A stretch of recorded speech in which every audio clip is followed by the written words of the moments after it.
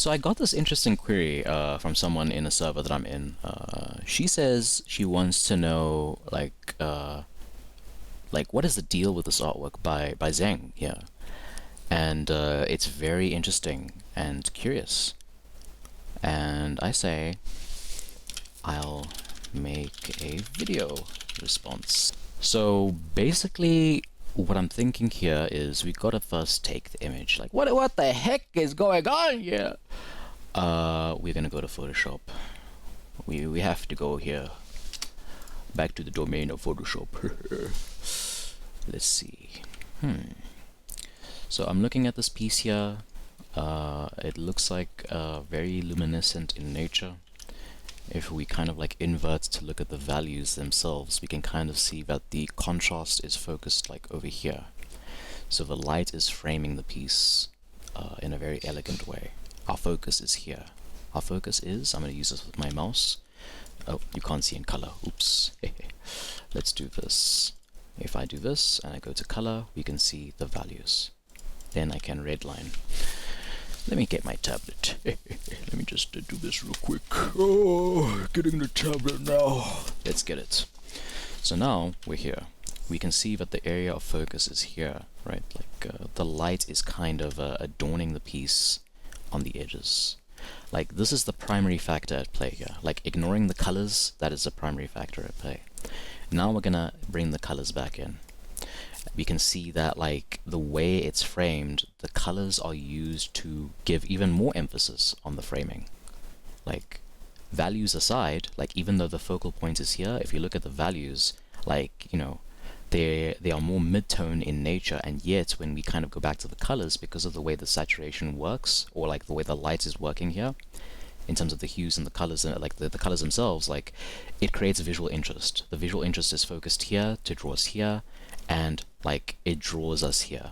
The blue here to draw us here, and our eyes over here, like this consistency. So in terms of like the color information, let's say 25% red, 25% white, then that's like 50, right? Then we can say, how do we do maths here? Let's get writing down here. Oh, do maths. I'm not a mathematician. That's not what I do. Are you kidding? That's why we draw, baby. I don't know how to do maths. So if we have 100%, okay, this is very unnecessarily like, you know, if we have 100% here, big 100%, and we say that it's 30 red, and we say it's 30 white, then that's 60, okay. We can say maybe it's not really 30% blue either. So can we say 40%? Let's say 40 red. This is so stupid. 40 red, 40 white, that's 80, okay. Then we say, just put this here. We say 15 blue. Then we can say 5% green. 5 green, right? In terms of the percentages, this is what I'm seeing. The green is a very slight accent. Like it does not have a prominent purpose or like a prominent focus. And of course, there's also these gold accents as well, which we're not taking into account. Yeah. I mean, it's basically just using your colors strategically. And, you know, using your colors with intention. So you can tell a story and visual interest within a piece in a cohesive and appealing way. And that should be the objective. As opposed to kind of like having full saturation everywhere so that the eye has nowhere to focus. First you take into account the values and, you know, the colors in tandem. Because again, like colors and values work together, you know. But, you know, there's visual harmony. You know, and even though this red over here, like the red is focused here, like very intelligently we have a red which is mid-tone in value and then a red which is darker in value. Zooming in, we have like, again, The hair is rendered in a very stylistic way as well. We also, like, storytelling wise, we have a very interesting hand coming here, like at the very edge of the piece. Like, very interesting. I didn't even notice that until now, I guess. But yeah, it's very subtle, very interesting. And in fact, once we notice that, we can say, oh, it's a zoom in over here. This is a hand, and this is the chain. So what is the story here? You know, like what is really going on here? And then we can recognize that this is the blue ponytail, like the little gem of this guy. You know, we don't think about these things until we take time to sit down and really look at the piece. Like, this is why, you know, this is why it's cool to go to galleries and stuff like that too. Like, we're invited to not just look at the piece and scroll down like we're on social media. When you look down at these pieces, pieces like this, which have like intent behind them, it's always very interesting, you know? And it's cool. The longer you look, the more you see, the more you can uncover. And that should be our goal as artists. You know, we should always be trying to see how we can tell interesting stories and create things with intent.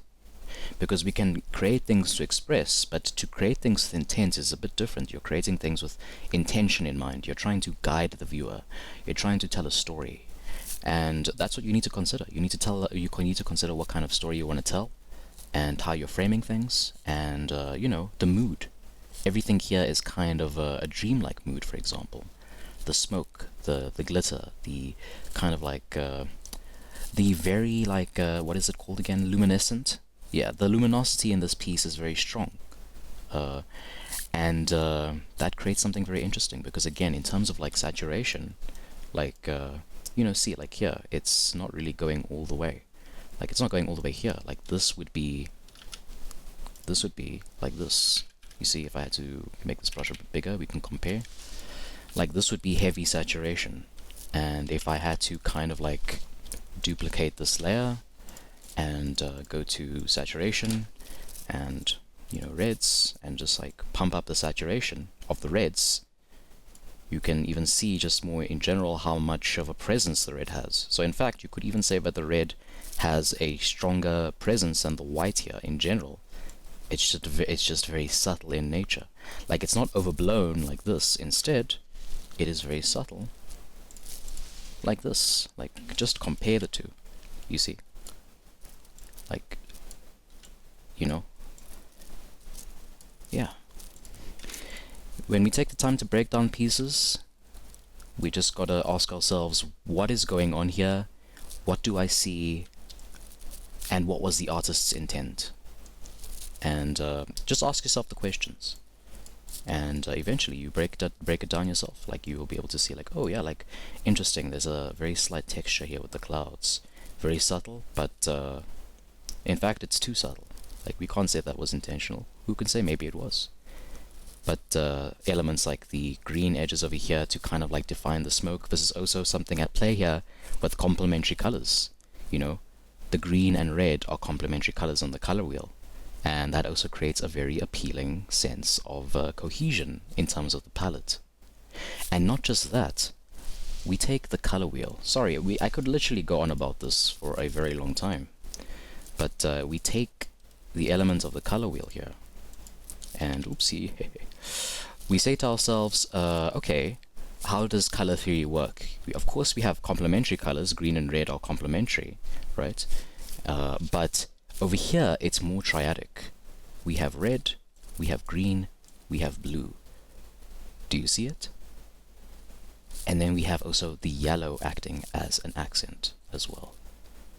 You see these little gold, the very desaturated yellow here, or like greenish yellow. It gives the appearance of yellow, okay? It has a very goldish kind of appearance, even though when you click on the color wheel, it's leaning more towards green, but it is more of a kind of like, it is more of a yellowish kind of in hue to me. We'll put it there.